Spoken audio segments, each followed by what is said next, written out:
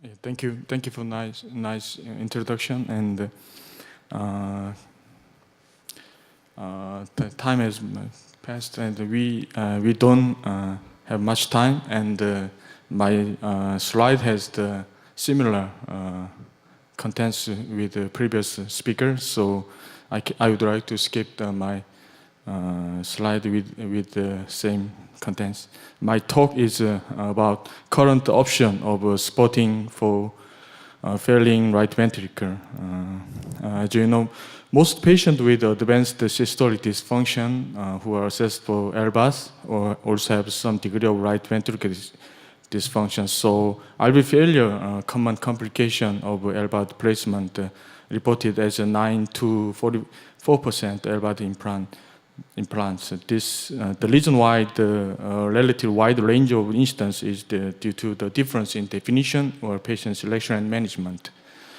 In this report in 2009, the instance of RV failure is 20 or 27, and LVAD support is 4 or 5%. This report in this year, the instance of RV failure is still important, about 30 or 25%.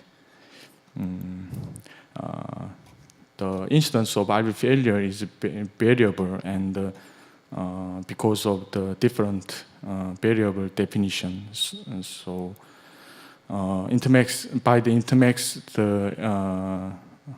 the definition is by the elevated CVP and the manifestation of the elevated CVP, and scaled by severe and moderate and mild. The severe RV failure means the LVAD implantation.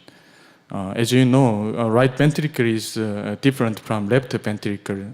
Like the RV is low pressure chamber and sensitive to afterload, and the RV function influenced by the ventricular interdependence, and the systolic function depends on the interventricular septum, and the diastolic function depends on interdependence on the pericardium. This is the evidence base of the minimal invasive approach of LVAD implantation.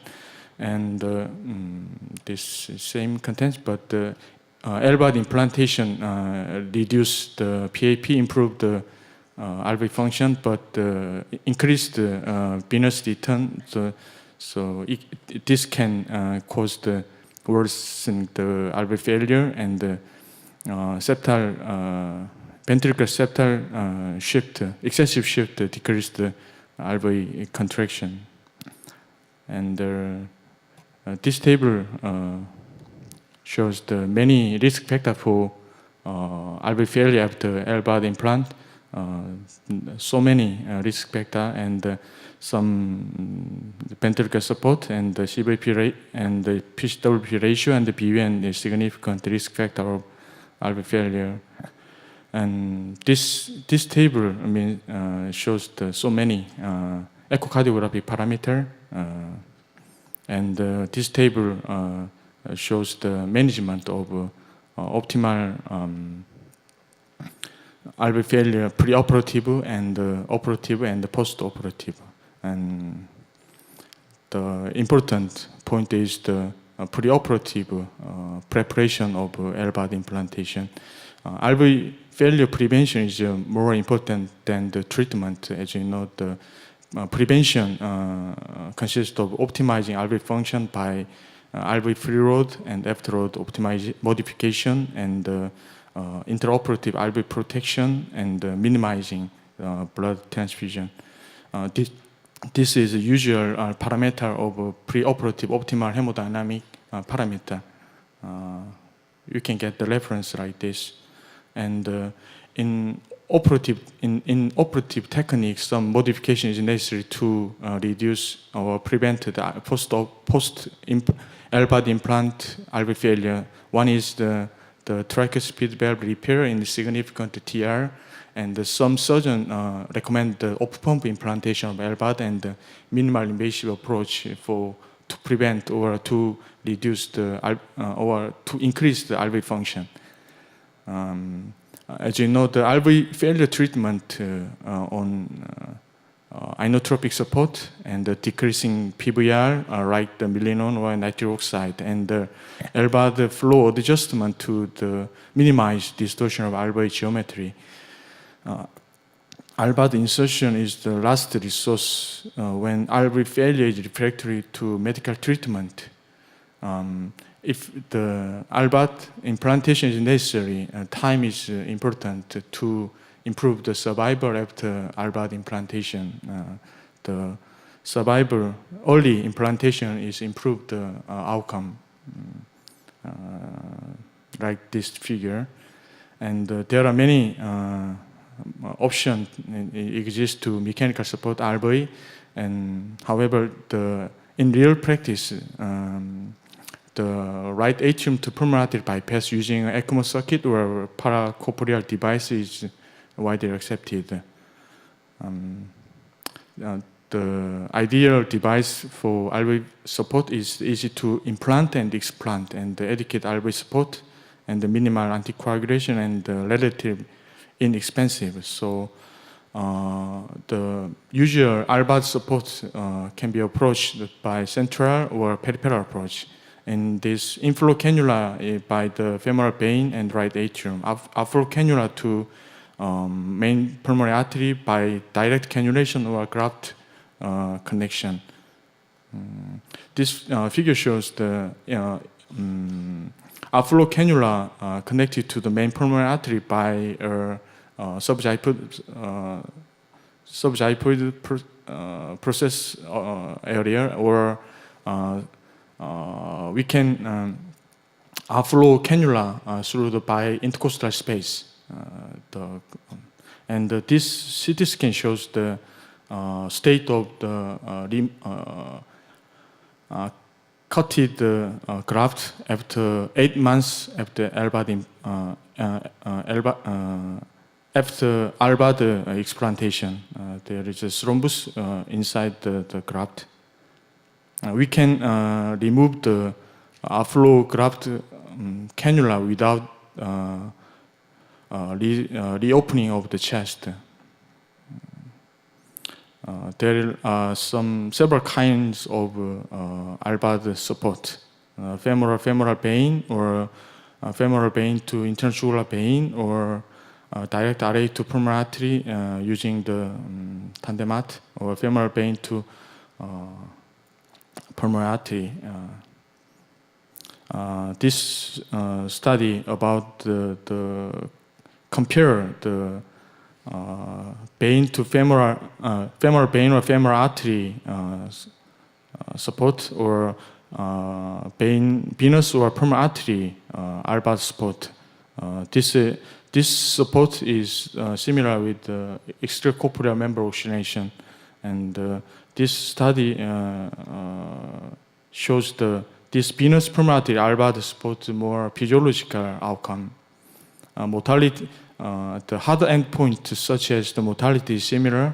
However, the renal function or liver function and the lactate is much better in venous pulmonary artery LVAD support after about 10 days support. And in venoarterial, as you can expect, the venoarterial ECMO support, there is a much higher incidence of thromboembolic event compared with the venous pulmonary artery LVAD support.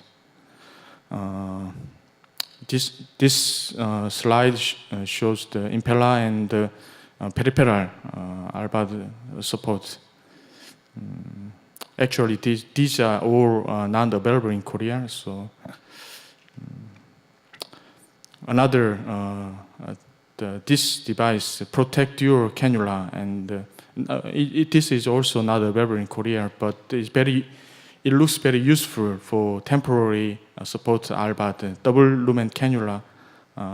Actually, this device initially used as the veno-veno ECMO. However, this device is very useful, the inflow and outflow part to support the right ventricular. This is another temporary LVAD support modification of impeller. Next step is LVAD weaning. We can start the LVAD weaning when the patient shows the recovery parameter, improved alveolar function or no escalation of inotropic support and the maintenance of low CVP and the normal return of kidney or liver function.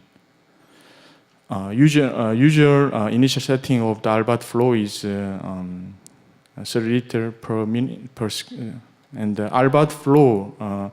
When we decide to the weaning of LVAD, we can decrease the 0.5 liter per minute every 12 hours by the literature. And weaning, we can say that the weaning is successful when the CVP was maintained less than 13 millimeter mercury.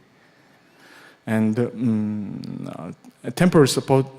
After temporary support, LVAD weaning, usual weaning success rate reported 20 to 70% is very variable, and in multivariable analysis, the pre-op Dolbesch count or creatinine level is important factor for successful LVAD weaning.